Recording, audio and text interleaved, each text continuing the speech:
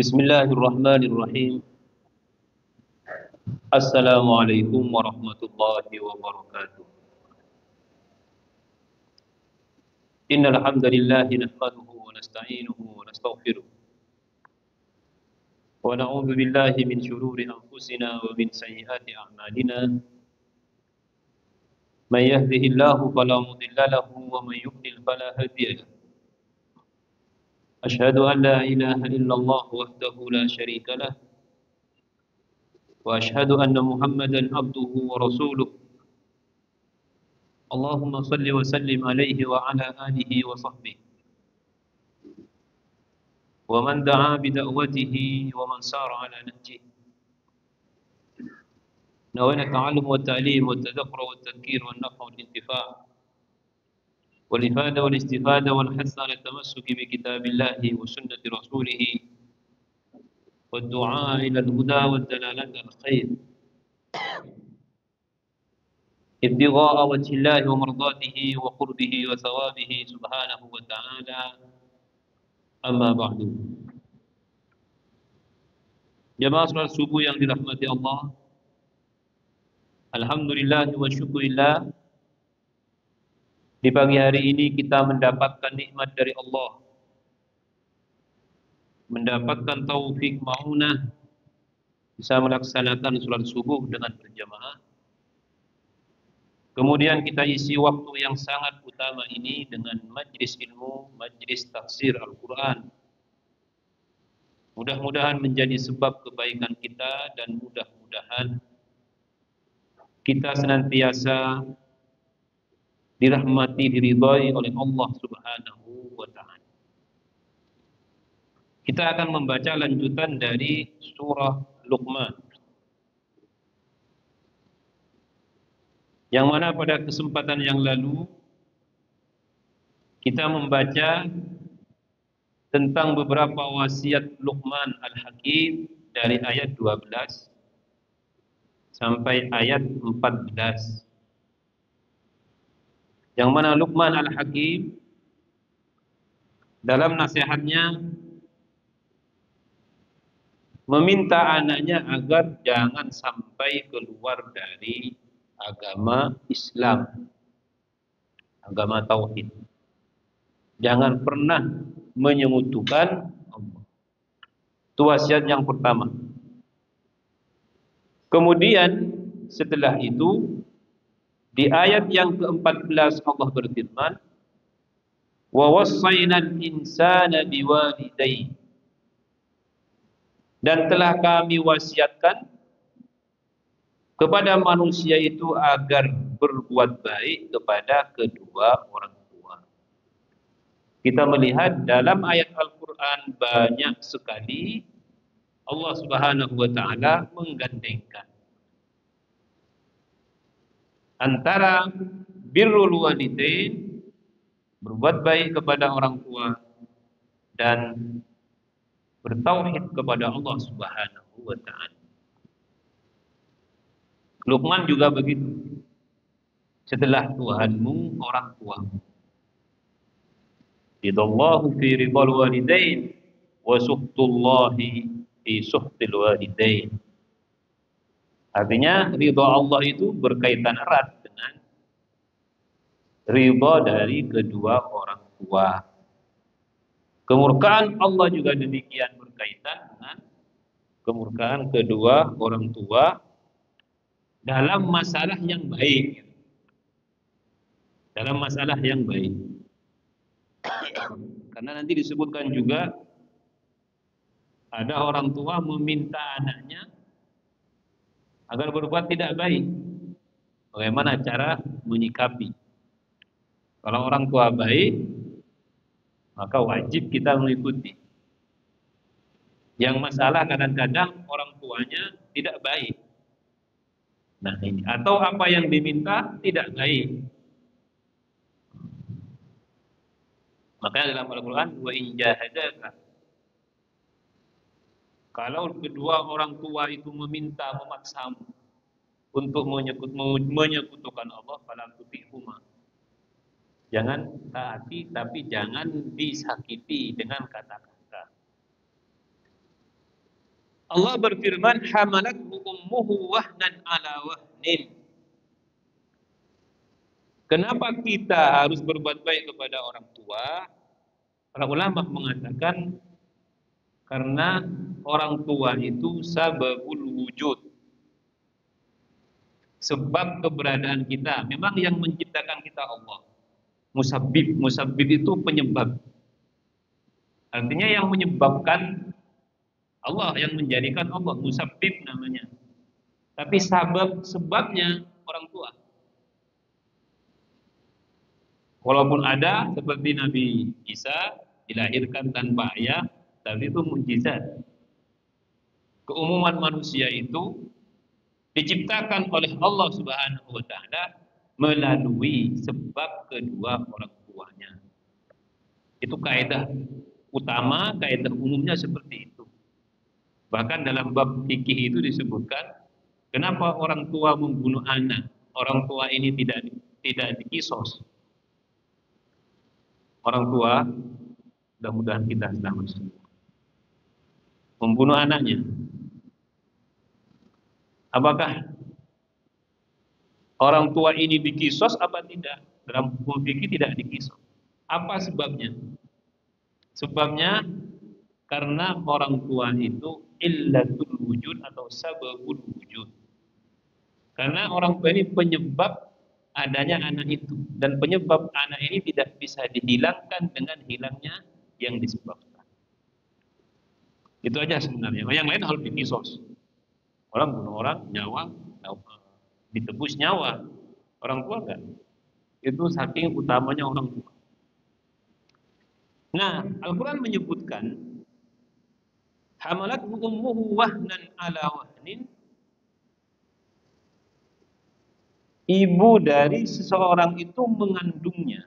Hamalat wahnan ala wahnin.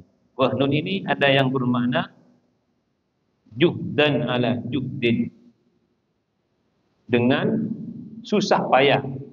Ada yang mengatakan dengan kelemahan yang terus dia rasakan. Wahnan ala wahnin. Wa fisaluhu fi amain. Kemudian menyusui anak itu sampai 2 tahun dia menyapitnya. Anishkurli, hendaklah bersyukur kepadaku, wali walidaika, dan kedua orang tua. Artinya apa? Kita kalau dapat nikmat itu jangan lupakan Tuhan, Allah. Tapi juga jangan lupakan bahwa kita ada ini penyebabnya orang tua. Artinya ketika seseorang senantiasa berusaha berdoa untuk kedua orang tuanya, itu sama dengan beribadah kepada Allah Subhanahu wa taala. Orang yang bersyukur karena kebaikan kedua orang tuanya sama dengan bersyukur kepada Allah Taala. Anishkurli wa liwalidayka ilayyal masir. Ini juga mengisyaratkan bahwa di hati kita itu jangan sampai 2 hal ini hilang. Allah dan Rasulnya dan orang tua. Artinya jangan sampai hati kita itu terlepas dari 2 hal ini. Untuk kebaikan dunia, untuk kebaikan akhirat. Orang kalau dengan orang tuanya masih berhubungan baik, berbuat baik, insya Allah dunianya diberkahi. Karena Allah yang menjanjikan, tidak usah meminta kepada berbuat baik kepada orang tua, otomatis. Karena itu perintah Allah. Ilayyal masir, dan hanya kepadaku tempat kembali. Dari ayat ini banyak dari ulama yang mengatakan bahwa paling sedikit masa kehamilan itu adalah 6 bulan. Paling sedikit. Artinya kalau ada orang menikah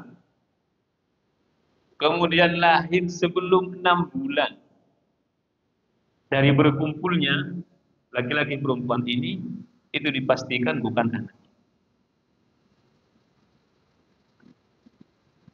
Kalau ada orang menikah ya, Ternyata dari pernikahan kurang 6 bulan melahirkan.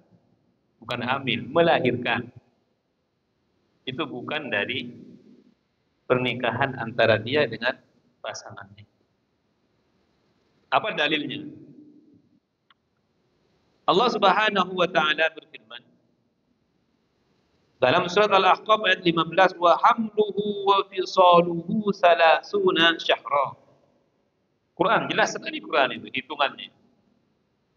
Kehamilan itu dan penyapihan itu semuanya 30 bulan. 30 bulan. Quran yang mengatakan salasuna syahran, 30 bulan. Nah, di ayat ini wa fisaluhu fi amain 2 tahun. Tadi kan disebutkan yang di surat Al-Ahqaf, orang itu hamil serta menyapihnya, itu 30 bulan. Dalam ayat ini disebutkan masa menyusui itu sampai menyapih itu 2 tahun. 2 tahun itu sama dengan 24 bulan. 30 bulan dikurangi 24 tahun sama, bukan 24 tahun. 30 bulan dikurangi 24 bulan, tinggal 6 bulan. Artinya masa hamil itu 6 bulan. Yang umum 9 bulan. Tapi masa hamil itu 6 bulan. Dan tidak ada yang menyatakan hamil 9 bulan itu gak ada. Gak ada. Ya, hanya keumuman saja. Kalau hamil 6 bulan ada dalam ayat ini tadi kita temukan. Itu paling sedikit. Maka orang hamil 9 bulan itu adalah keumuman saja. Ada yang 10 bulan ada yang dalam riwayat disebutkan Imam Syafi'i itu hampir 2 tahun baru lahir. Jadi umumnya memang 9 bulan. Jadi maksimalnya tidak ada yang memastikan. Tapi minimalnya dipastikan. Siapa yang memastikan? Quran. Karena Quran mengatakan orang hamil dan orang menyapih itu 30 bulan.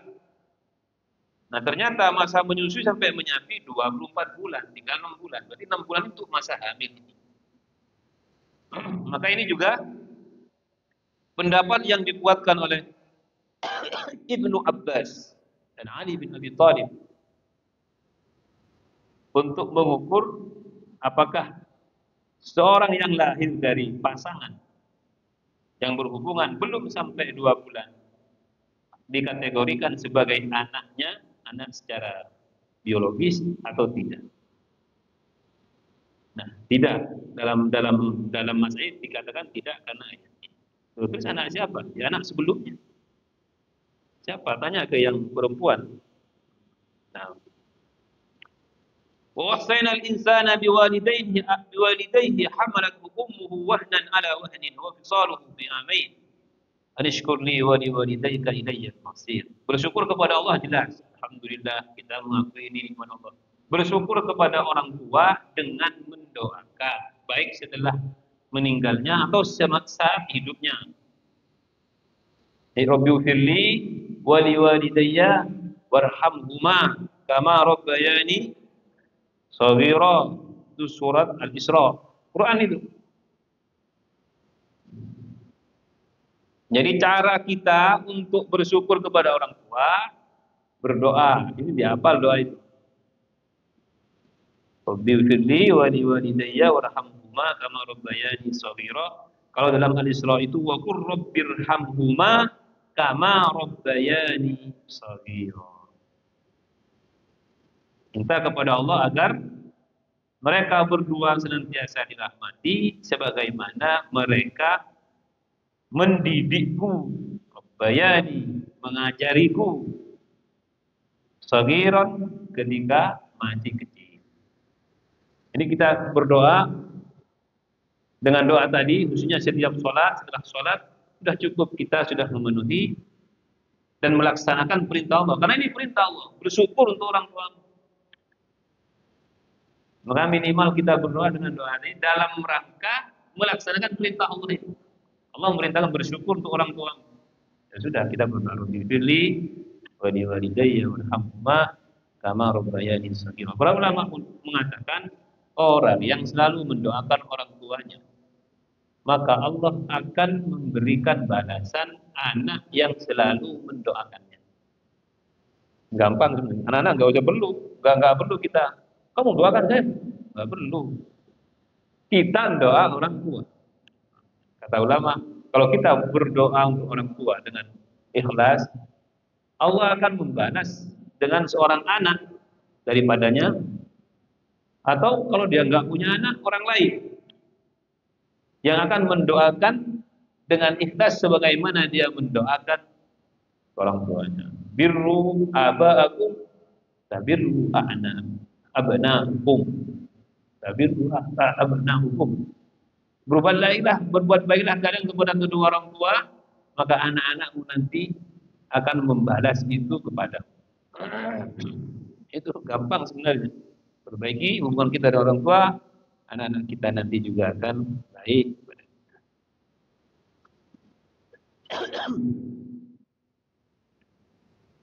Kemudian Allah Subhanahu wa taala berfirman, "Wa in jahadaka 'ala an tusyrika bi ma laysa laka bihi ilmun fala tuti'huma." Nah, ini tadi kita tentang bagaimana kewajiban kita kepada orang tua. Nah, kalau ada orang tua tidak baik, ada orang tua nggak baik, ada anaknya baik anaknya, orang tuanya nggak baik. Tapi biasanya orang tua begini nih malu, ya Allah, saya malu anak. Dan nemui 1-2 orang lah, dia tuh masih baik menurut saya, dia ya orang nakal lah. Nggak, anaknya dimasukkan ke agama, ada yang hafal Quran, dianya nakal. Kadang-kadang dia mengatakan malu ke anak-anak. Bagus itu, orang-orang ini bagus. Nah, kalau ada orang tua mengajak, memaksa anaknya, ala an tusyrika bi ma laysa laka bihi ilmun, agar menyekutukan Allah tanpa perkara yang ia ketahui, fala tuti'huma. Ini cara menyikapi begini. Yang pertama, fala tuti'huma, jangan taat kepada keduanya. Tidak ada. Wah, ini orang tua saya, apapun yang diperintahkan saya jalankan. Oh, tunggu dulu. Dia merintah apa gitu? Kalau merintahnya baik, nah kita ikuti. Nah, kalau tidak baik malah memberatkan kita. Yang pertama, jangan ikuti. Wa sahibhuma fid dunya ma'rufa. Yang kedua, walaupun kita tidak mentaati keduanya, pergaulilah keduanya. Wa sahibhuma fid dunya, dalam kehidupan dunia ini, ma'rufa, dengan baik. Dengan baik. Sahabat begitu. Abu Hurairah itu punya ibu suka mencaci Nabi. Abu Hurairah, ibunya mencaci Nabi terus, menghina Nabi. Ibunya itu, ya orang dekat lah, kan ibu paling dekat dengan dia. Tapi bingung nih, mau memarahi ibu, tapi yang dihina Rasulullah. Bingung dia. Jadi setiap pulang dia hanya sakit hati terus. Hanya ketika dia nangis di hadapan Nabi SAW. Kenapa Abu Hurairah? Ibu saya itu kalau saya pulang, kerjaannya hanya mencaci panjenengan.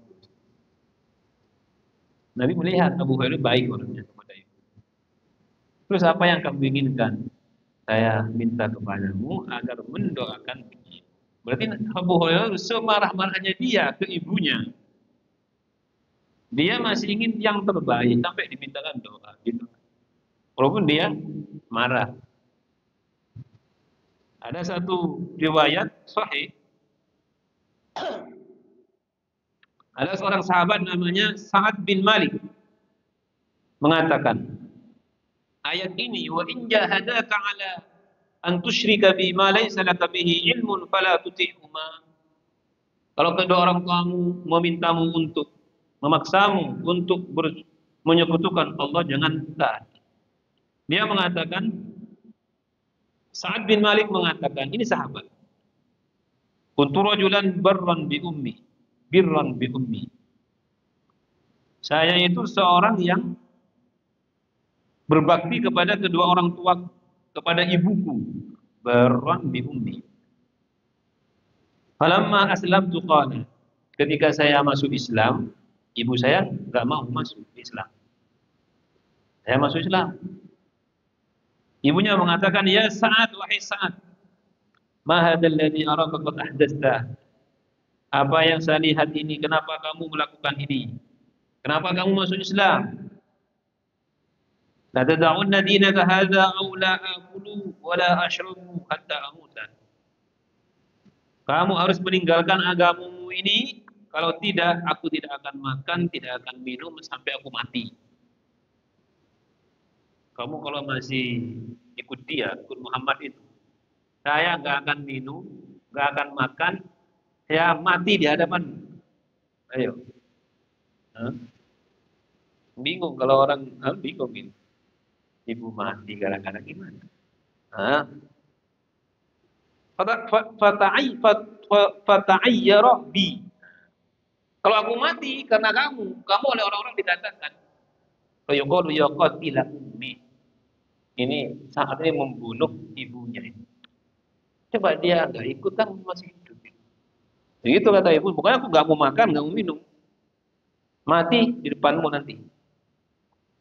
Fakultu, saya berkata kepada ibuku, la taf'ali ya umma, jangan lakukan itu wahai ibu. Jangan lakukan itu. Fa inni la ada'u dini hadza li syai'in. Sesungguhnya saya juga tidak akan meninggalkan agamaku untuk perkara apa. Saya sudah bertekad, sudah ini agama saya. Fa makastu yauman wa lailatan, saya berdiam, tidak melakukan apa-apa di rumah sehari semalam. Fama kasat, bukan dirinya. Fama kasat berarti ibunya ini. Fama kasat yauman wa lailatan.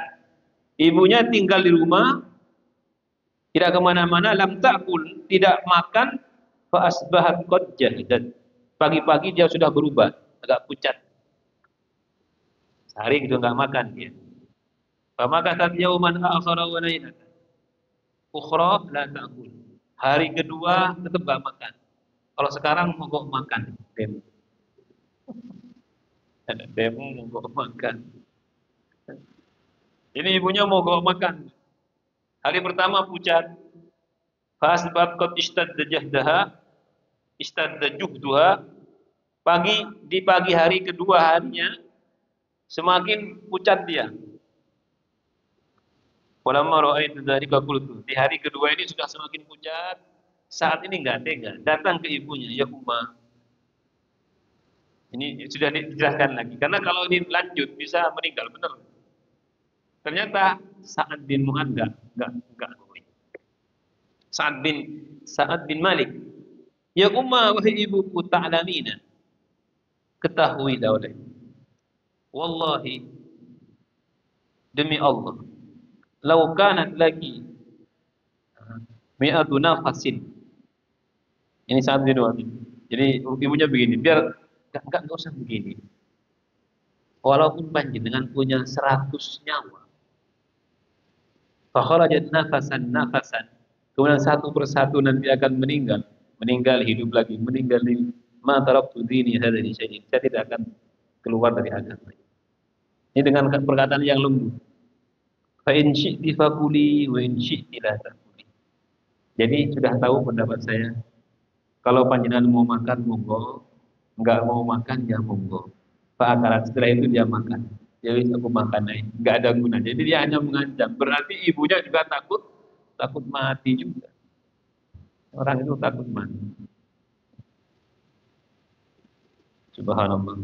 Jadi jangan sampai kalau berkaitan dengan agama ditukar. Jangan sampai. Apapun yang terjadi. Tapi kalau berkaitan dengan kedua orang tua, tidak boleh kita melawan. Artinya sudah, ibu, saya nggak mungkin berubah. Sa'ad bin Malik begitu. Saya mesti tetap di agama ini. Kenapa? Karena Imam Al-Quran mengatakan Allah dulu, baru orang tua. Maka sungguh beruntung dan bahagia orang yang beragama Islam dan orang tuanya juga beragama Islam, ingin anaknya beragama Islam. Ini yang sangat luar biasa dan nikmat besar dari Allah Subhanahu wa ta'ala. Tapi rata-rata yang ingin baik itu orang tua rata-rata. Anaknya ya yang nakal. Ini kalau kasus seperti ini jarang. Anaknya yang ingin orang tuanya baik, tapi ada. Nah, kalau sekarang kita lihat fenomenanya orang tuanya ini yang anaknya ingin baik, tapi anaknya nggak baik-baik.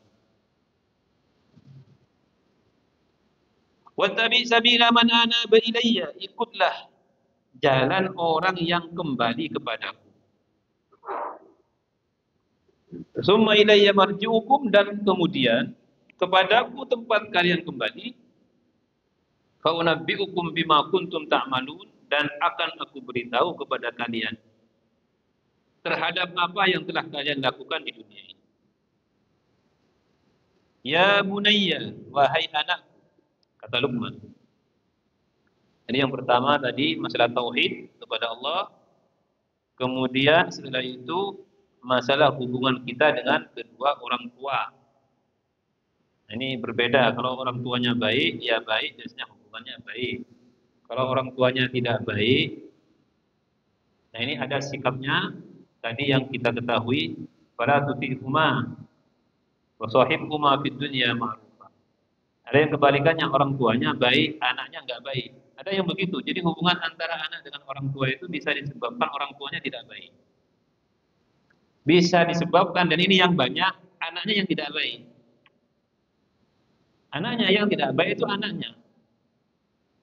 Sehingga ada kesenjangan antara orang tua dan anak. Nah, kalau yang menyebabkan hubungan tidak baik itu anaknya, jangan disinilah anak ini harus bertaubat. Harus memperbaiki diri. Caranya yang pertama, langkahnya dengan mendoakan. Jadi mendoakan. Jadi kalau kita guru, pertama kalau kita sudah sadar itu, kita doakan orang tua kita. Kalau sudah meninggal, biasanya anak itu sadarnya kalau orang tuanya sudah tua, sudah tiada, itu dirindukan. Yang mungkin anak ini kan mungkin dulu dia tidak ambil orang tua karena dimarahi terus, minta ini nggak dikei, minta ini, sehingga dia dengan kelabilannya ya marah, apa ini yang menyebabkan. Nah, biasanya orang begini ini kalau dia punya orang yang baik, kalau orang tuanya meninggal baru sadar. Ya Allah, saya rindu kemarahan, dimarahi, diomeli, dirindukan itu. Kadang-kadang musuh ini, kadang-kadang mintanya, dirindukan kalau sudah tiada.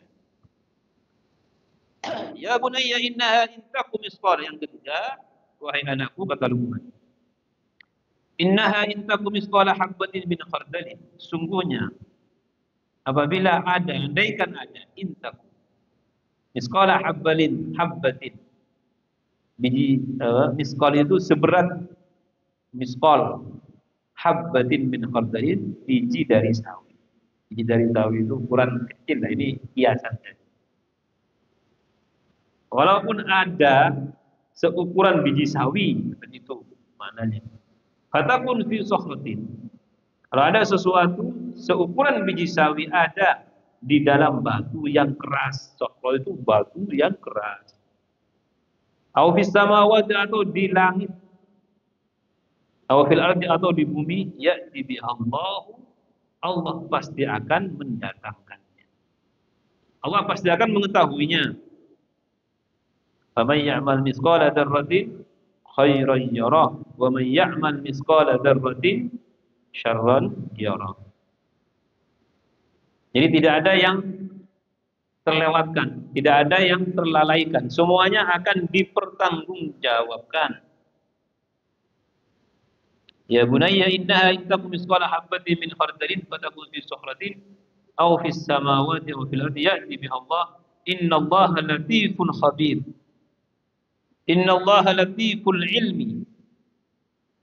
Allah itu maha Latif itu lembut, ya, maha lembut. Artinya mengetahui sesuatu yang sangat lembut. Fala takhfa alaihi al-asya'u, tidak samar bagi Allah itu segala sesuatu.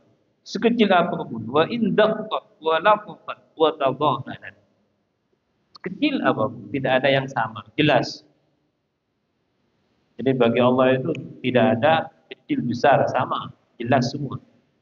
Mana latif, khabirun, maha teliti, khabir. Jadi tidak akan ada yang terlewatkan. Waqad za'ama ba'duhum anna al-murada bi qawli fatakun fi sukhratin, mana walaupun ada di dalam batu yang keras, ini dikatakan maknanya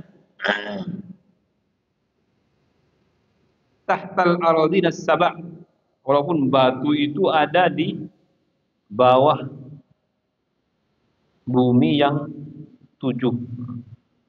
Langit yang 7, ya, bumi yang 7 ini banyak pembahasan. Karena disebutkan langit itu ada 7 tingkat, bumi juga ada 7 tingkat. Kalau langitnya sudah dijelajahi oleh Nabi Shallallahu Alaihi Wasallam, 1, 2, 3, 4, 5, 6, 7, sampai Sidratul Muntaha. Nah, bumi yang 7 bumi ini saya juga sering ditanya. 7 bumi ini maknanya apakah? Ya nggak tahu.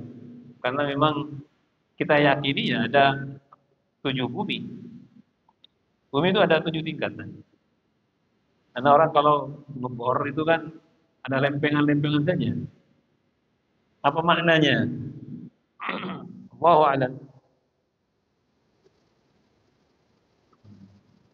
Terus apakah ada yang nempati juga? Bumi pertama, bumi kedua. Banyak dari ahli tafsir yang meriwayatkan, tapi kebanyakan Israiliyat yang tidak ada kejelasan. Kita percaya saja bahwa ada 7 langit, ada 7 bumi. Nah, ini ayat ini menjelaskan tentang satu maqam namanya muraqabah. Muraqabah ini dasar dari ihsan. Muraqabah dasar dari Islam. Ada dalam agama itu ada Islam, ada iman, ada ihsan. Islam ini dasarnya apa? Dasarnya ya 5 itu. Bunyal Islam ala khamsin. Salat 5 waktu, setelah syahadat, salat 5 waktu, zakat, puasa, haji, itu Islam. Iman itu dasarnya yang 6 itu, rukun iman yang 6. Ya, kepada Allah, kepada malaikat, kepada Rasul, kepada Al-Quran, kepada kitab-kitab Allah, kepada qada qadar, kepada hari akhirat. Itu iman. Kemudian ada ihsan, itu dasarnya muraqabah. Muraqabah itu adalah pengawasan. Jadi orang itu merasa terawasi terus. Jadi dengan Allah itu dimanapun dia tahu bahwa Allah itu melihat dia. Itu muraqabah namanya. Itu dasar ihsan. Kalau dalam Al-Quran sendiri, Islam, iman itu, Muslim, mukmin itu dibedakan. Walaupun sebenarnya sama. Tapi karena ada perbedaan kata juga maknanya berbeda.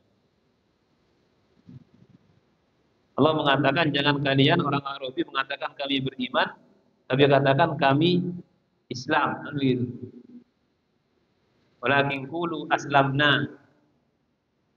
Jadi katakan kami Islam. Singkatnya begini. Saya pernah membaca ucapan dari Buya Hamka, ulama Indonesia, orang Sumatera, orang Padang. Beliau mengatakan kalau kamu ingin tahu orang Islam, lihatlah pada hari Jumat. Saat Jumatan itu orang Islam banyak orang Islam itu. Kalau kamu ingin lihat orang beriman, dihadap pada saat sholat subuh. Meninggal beberapa orang toh, itu orang beriman itu. Jadi artinya beliau ingin membedakan ada istilah Islam, ada istilah iman. Hanya iman itu lebih spesifik. Kalau melihat Islam banyak, ya banyak. Jumatan datang semua. Coba lihat subuhnya. Nah, di sini akan kita memahami perbedaan antara Muslim dan Mukmin.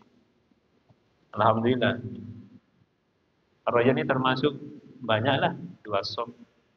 Nah, 2 sop kadang-kadang full, kadang-kadang nggak full. Masih lumayan bagus. Ada sebagian itu nggak nyampe 1 sop subuhnya ini. Nanti kalau semakin banyak jemaah subuhnya, tapi tergantung populasi juga, kita tidak bisa mengukur. Tergantung populasinya juga. Ini alhamdulillah. Innallaha latifun khabir.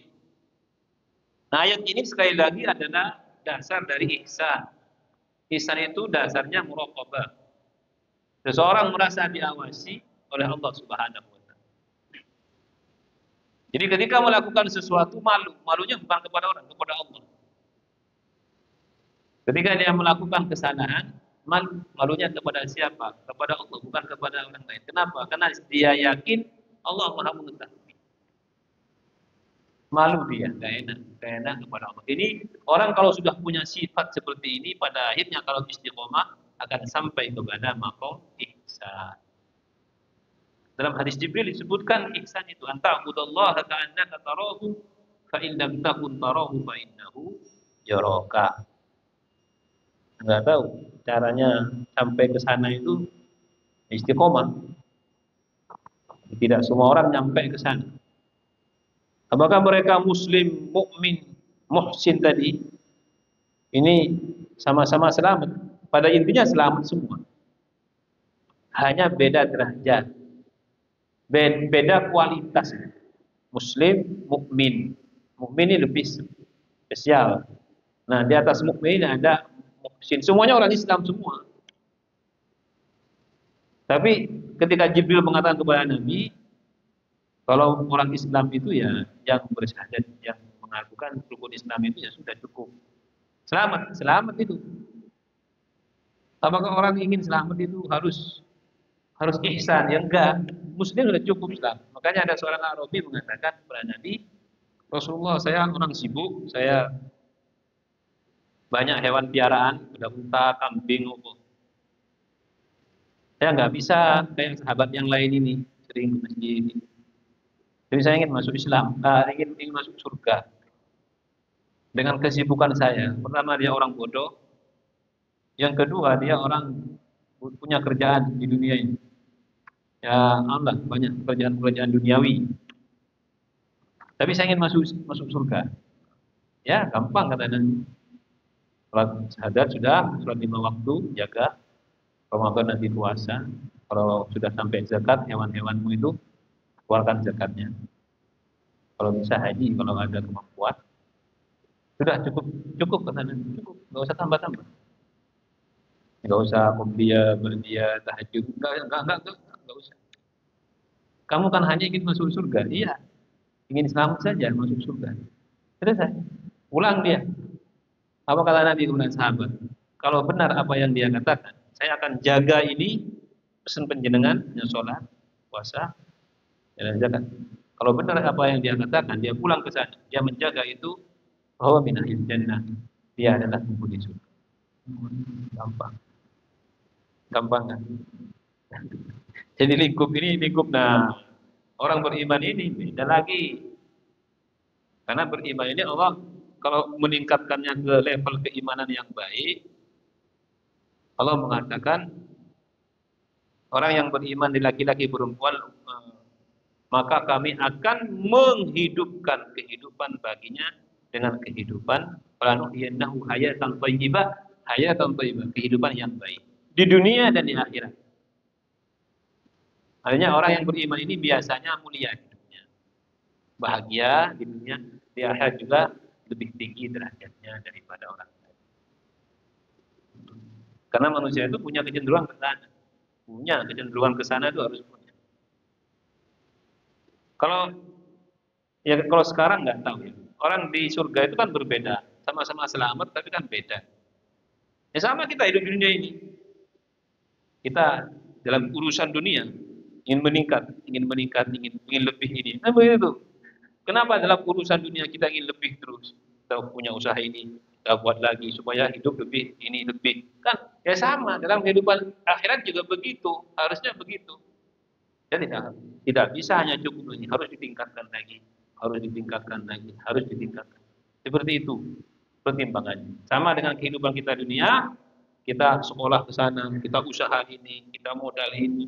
Untuk dalam rangka apa? Meningkatkan kebutuhan-kebutuhan dan supaya kita dapat punya ini, punya rumah. Kita di surga juga begitu. Ada orang yang masuk surga ya, tapi kan ada yang masuk surga punya rumah, punya ini istana, punya punya apa? Bidadari yang lebih banyak. Allahu a'lam bishawab. Baik, mudah-mudahan manfaat. Monggo kalau ada yang perlu disampaikan. Nggih, betul. Waalaikumsalam warahmatullahi.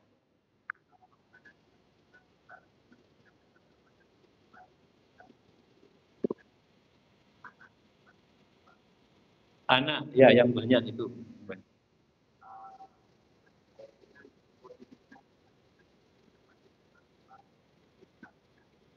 Lengkap masih. Masya Allah.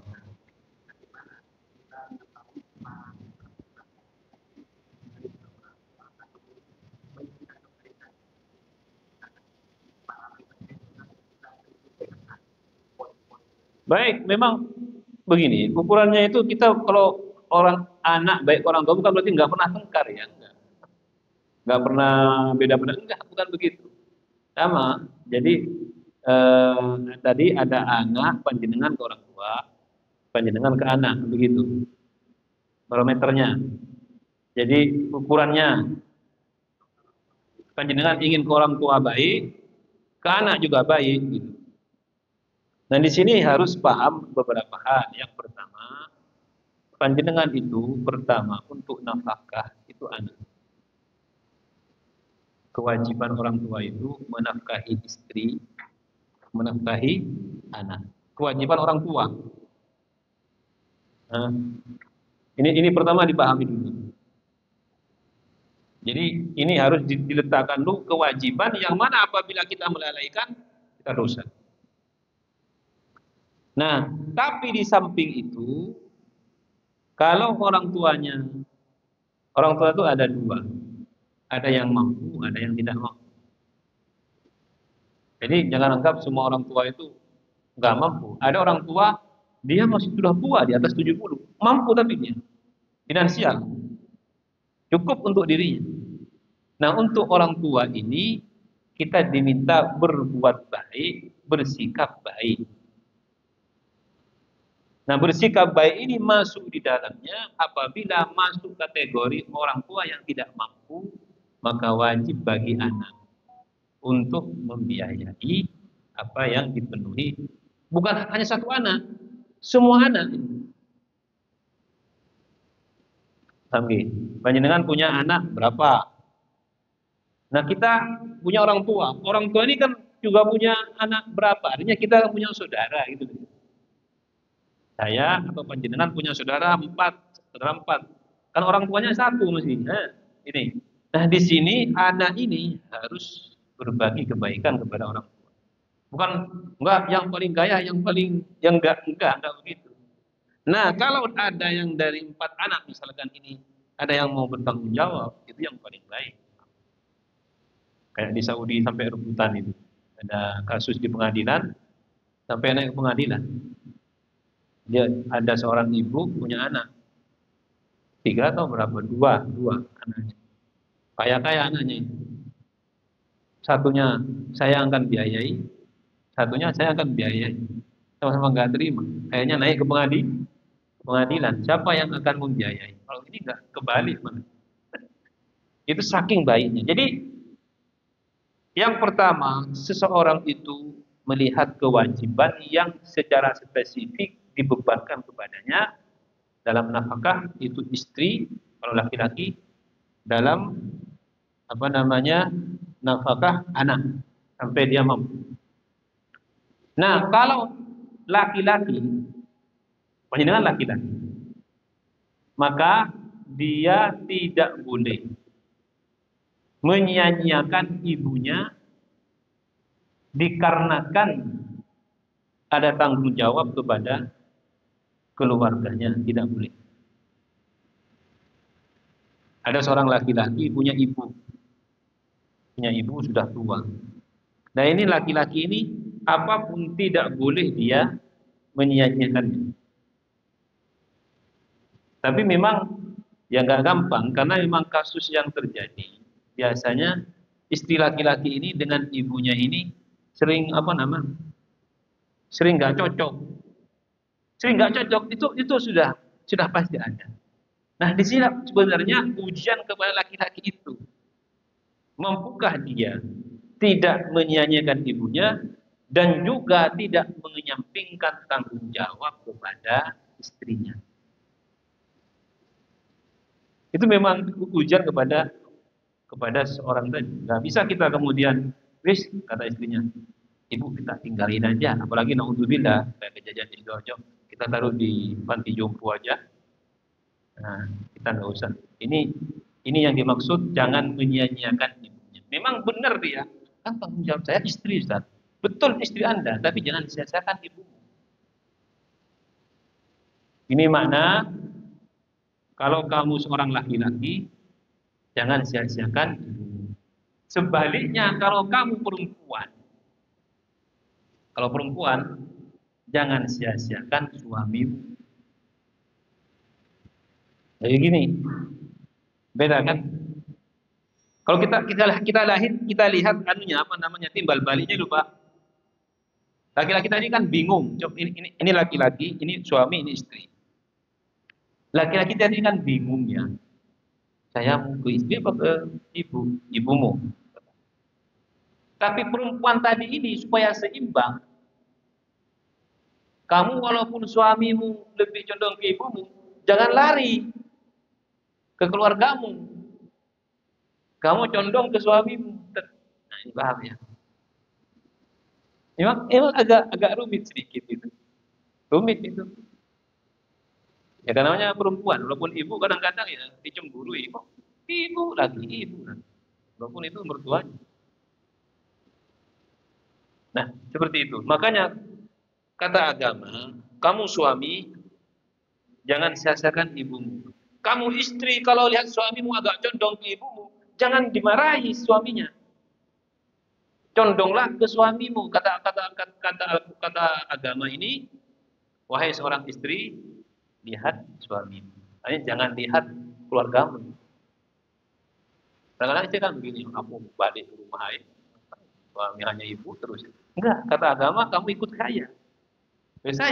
Jangan lupakan ibu, walaupun saya harus juga menafkahi kamu atau menjagamu, bertanggung jawab terhadap kehidupanmu.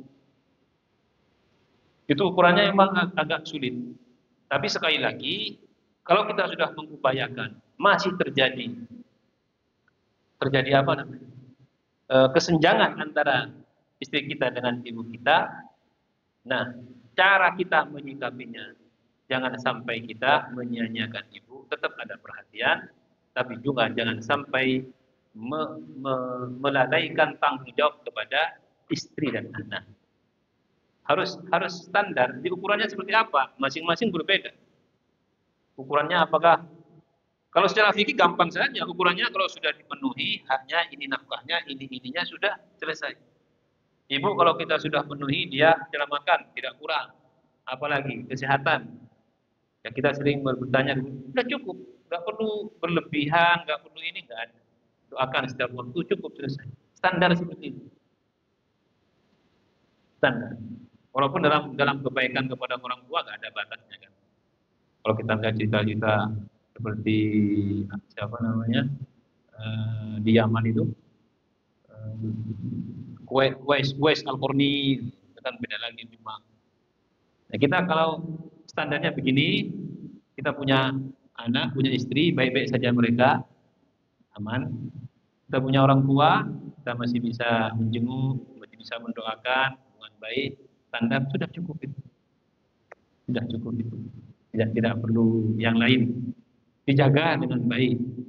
Nah, tapi biasanya kalau ada seorang istri akur dengan ibu kita, itu ada keberkahan di tempat.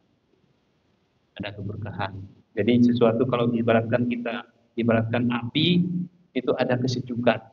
Tidak api terus yang terlihat. Jadi ada hujan, ada kesejukan. Ya mungkin suami ini menjadi penyejuk, menjadi hujan dari api yang berkobar itu.